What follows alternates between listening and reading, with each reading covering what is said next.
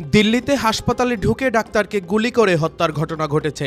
Police জানায় বুধবার রাতে দিল্লির জয়িতপুরে নিমা হাসপাতালে গুলি করে হত্যা করা হয়েছে সেই চিকিৎসককে। আগের রাতে ওই হাসপাতালে এসে এক কিশোর তার পায়ের আঘাতের চিকিৎসা করিয়েছিল।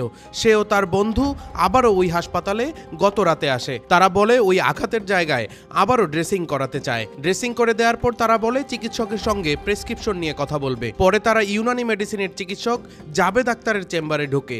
কয়েক মিনিটের মধ্যে নার্সিং কর্মী মোহাম্মদ কামিল এবং গজালা পারভিন গুলির আওয়াজ শুনতে পান।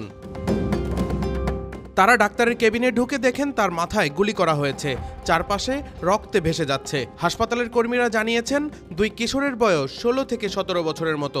পুলিশ জানিয়েছে তারা সিসিটিভি ক্যামেরার ফুটেজ খতিয়ে দেখছে, সেখান থেকে দুই কিশোরের পরিচয় পাওয়ার চেষ্টা করছে। আগের রাতে দুই কিশোর এসে একবার সবকিছু দেখে গিয়ে খুনের পরিকল্পনা করেছিল বলেই পুলিশ মনে করছেন। কলকাতার আরজিকর হাসপাতালে চিকিৎসকের ধর্ষণ ও হত্যার 2 মাসের মধ্যে দিল্লিতে এইভাবে চিকিৎসক খুন হলে আবারও ডাক্তারদের নিরাপত্তার বিষয়টি সামনে আসে।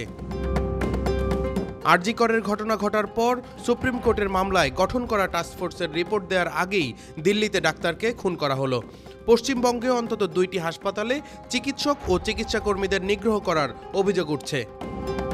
Desk report, metro TV.